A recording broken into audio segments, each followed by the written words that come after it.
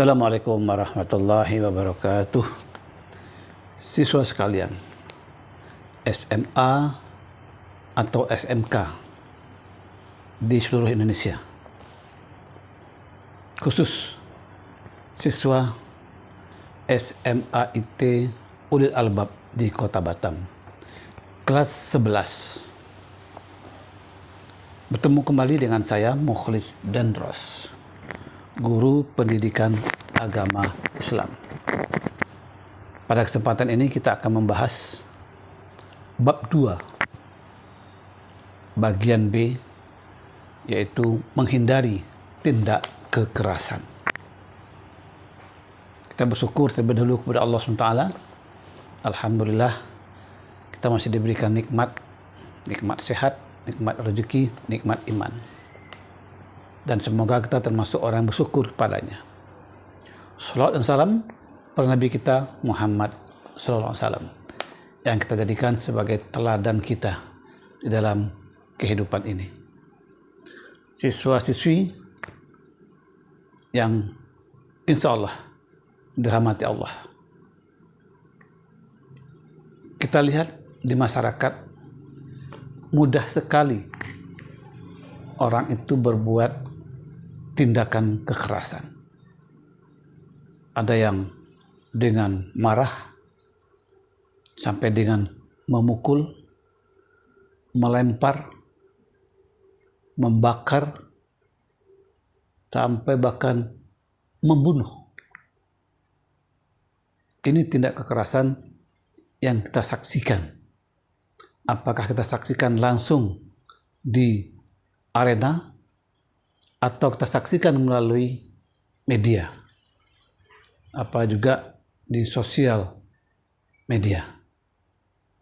Nampak sekali bahwasanya nyawa manusia itu tidak berharga.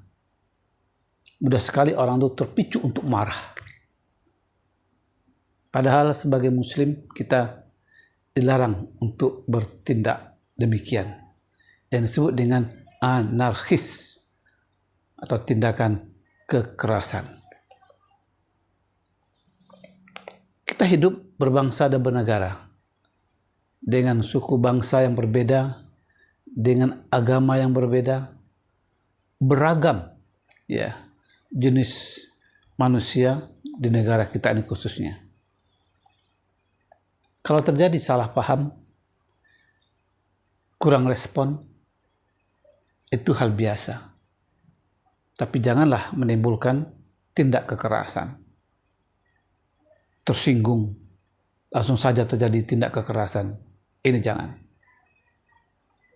Tindak kekerasan adalah suatu perbuatan yang dilakukan, baik langsung maupun tidak langsung, yang menyebabkan seseorang atau sekelompok orang tersiksa atau menderita, baik batin, jasmani maupun rohaninya.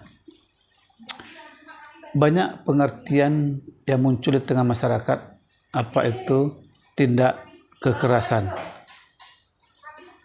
Di antaranya, tindak kekerasan itu adalah suatu keadaan di mana seseorang melakukan tindakan yang dapat membahayakan secara fisik, baik terhadap diri sendiri, orang lain, maupun lingkungan.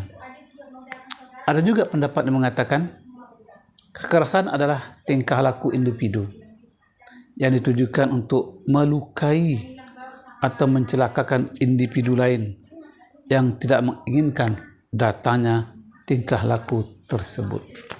Tindak kekerasan itu diawali dengan rasa marah, ya, marah atau emosi. Kemarahan itu sebenarnya bisa dikendalikan, tapi ketika kemarahan itu tidak dikendalikan, banyak faktor yang menyebabkan kemarahan itu muncul. Tapi seorang muslim dituntut untuk mengendalikan marah sesuai dengan yang disunnahkan oleh Rasulullah SAW. Dan sebaliknya, kalau ada orang yang tidak marah, nah dia diganggu orang, dia diam saja, atau saudaranya diganggu orang, dia malah tersenyum, nah, ini ada kelainan. Ini juga perlu dicurigai, kenapa tidak marah? Jadi marah itu boleh pada tempat-tempat tertentu. Dalam sebuah hadis dari Abu Hurairah berkata, seorang lelaki berkata kepada Rasulullah SAW, "Ya Rasulullah, berilah aku nasihat." Maka beliau menjawab, "Jangan engkau marah." Lelaki itu mengulang-ulang kembali permintaannya, maka Rasul tetap mengatakan, "Jangan engkau marah." Ada beberapa resep yang diberikan Rasulullah SAW, ya, ketika timbulnya rasa marah itu. Yang pertama, membaca isti'adah. A'udzubillahi minasyaitonirrajim. Karena kemarahan itu munculnya dari setan. Aku berlindung kepada Allah dari godaan setan yang terkutuk. Nah, jadi a'udzubillah itu sebuah pengakuan kita minta pertolongan kepada Allah. Dari apa? Dari munculnya kemarahan, yang kemarahan itu datangnya dari setan. Atau juga firman Allah yang menyebutkan dalam surah Al-A'raf ayat 200, jika setan datang menggodamu, maka berlindunglah kepada Allah. Sungguhnya dia maha mendengar lagi maha mengetahui. Kemudian yang kedua, ketika rasa marah itu datang, maka berwudu. Kata Rasulullah, setan itu dari api. Dia bisa dibasmi dengan berwudu. Apabila salah seorang di antara kamu sedang marah, Rasulullah, hendaknya dia berwudu untuk meredakan rasa marah. Yang ketiga, menahan diri dengan diam. Sabar atas apapun yang terjadi. Tahan diri. Barang siapa marah, hendaknya dia diam. Jangan dia kata sedang marah, kemudian diperturutkan, itu akan jadi hal-hal yang merusak. Yang keempat, mengubah posisi duduk atau berbaring. Ya, dari duduk berbaring atau tegak berjalan. Jadi jangan bertahan dengan satu posisi untuk meredakan marah. Siswa-siswi sekalian yang dirahmati Allah SWT, nah, ini beberapa teknik yang diajarkan Rasulullah untuk menghindari marah. Kalau marah bisa diredam, maka tidak akan terjadi tindak kekerasan. Jadi jangan sampai kita melakukan tindak kekerasan, yang tindak kekerasan itu bila dilakukan kepada orang lain akan berefek hukum. Jadi samping merugikan diri kita dan juga merugikan orang lain. Dan ada sanksi, ada hukum yang kita langgar. Mudah-mudahan kita terjaga dari hal itu, tetap menjadi orang yang tabah, sabar menghadapi apapun yang terjadi. Dan bukan berarti ketika kita diganggu kita diam saja. Dan rasa kita diusik dengan rasa tidak tenang, kita mungkin memberikan perlawanan yang sewajar-wajarnya.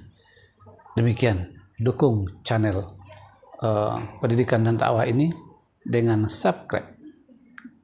Mudah-mudahan ada manfaatnya. Assalamualaikum warahmatullahi wabarakatuh.